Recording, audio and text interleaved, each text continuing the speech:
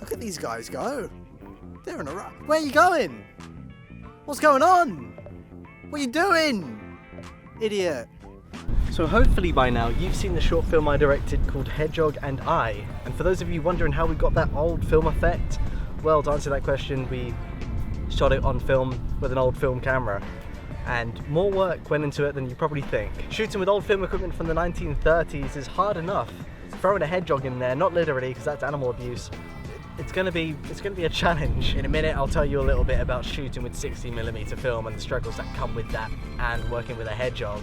But first, a little bit of history. Kodak Eastman first introduced 60mm film in 1923, the less expensive amateur alternative to 35mm motion picture film, which was and still is the standard for many feature-length films. Being a physically smaller film stock means that it could be bought cheaper. And it wasn't just the film stock. Cameras and lenses were made cheaper, but not only that, they were made smaller, which opened the door for its practical uses and was revolutionary for television, documentary, and independent filmmaking. For its time, it was the most accessible film format to the everyday man or woman. You'd still need a budget and training to buy film stock and to operate a camera, but it was easier than ever. Not by any means was it nearly as easy as it is today. I mean, you couldn't in the 1930s go into a park by yourself and operate a camera and make a little... Should put that on silent. But for the 1930s, it gave birth to independent filmmaking. For Hedgehog and I, we shot on a very famous 60mm camera, the Bolex H16. The Bolex H16 was a very compact camera and first introduced in 1933. And some of its features include that it's clockwork. You don't have to worry about it charging, you just have to wind it before each shot and you're good to go.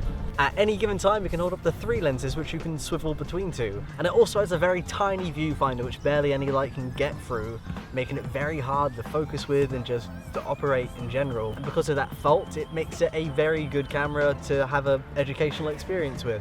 One of the main factors that went into which university I wanted to go study filming was that it needed a teacher with film. I wanted to have a higher education experience which was very cruel and unforgiving, because how else was I going to learn? With physical film, and especially when working with a very manual Bolex camera, there's no room for a you can fix it in post mentality. It's very cruel. You have to get it right and you have to know what you're doing, or else you're gonna mess up. You're gonna mess up the whole film, and it was gonna be a waste of money and a waste of time.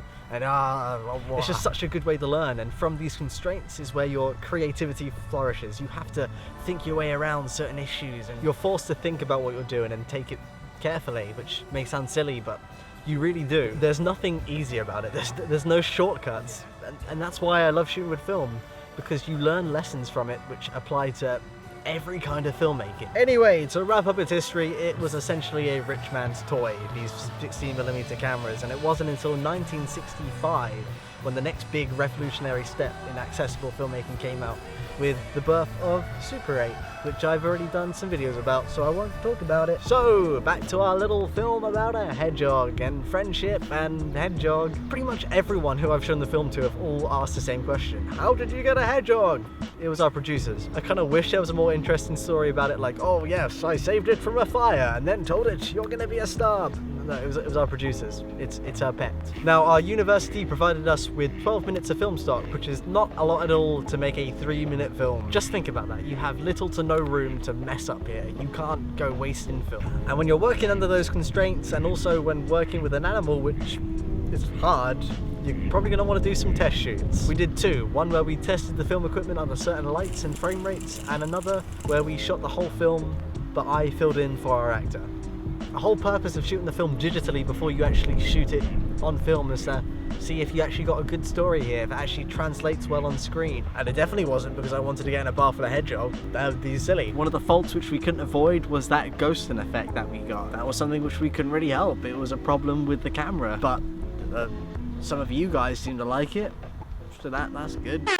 So when we finished filming, we sent our film off to Belgium to be developed in a photo lab, and when we got our rushes back, we began editing the old way on an old Steenbeck editing desk, where you physically cut and tape your film back up together. Like working with the Bolex, your mistakes here matter. Don't make mistakes, or at least try not to, because it's bad. And when you work with something with your bare hands, you really do put a lot of care and you learn a lot, and I guarantee you learn a lot more than you would from any kind of software, because it's physically there, you're looking at it, you're everything you do has to be precise. It's actually a really refreshing process to actually have your film physically there, because it doesn't lag, it doesn't crash, it doesn't do any of that. But it is really hard and time consuming. You learn a great deal about making Final Cuts and organising your footage, much more than you would on Final Cut or Premiere. And by the end of it, you have this handcrafted thing, and it feels really special, so much so that you'll find it hard to throw away your footage, which I didn't do. Here's all the stuff. Here is all the stuff that didn't make it into the final film. Some physical Hedgehog. Wow! You know why it's called footage? Because it's measured in feet. So after we finished the edit process, we send our film off again, this time to go under a digitizing process called telecine, where our film gets scanned and we have a digital file format. And then we began doing the audio, not the analog way, digitally, through Foley, which we did with digital recorders and Adobe Audition. I got my friend Liz to make us a really cute soundtrack.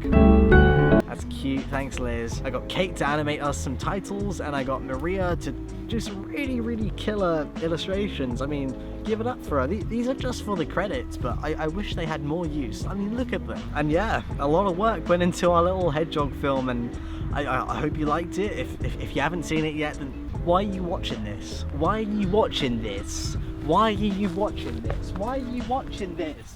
Why are you watching this? What are you watching this for?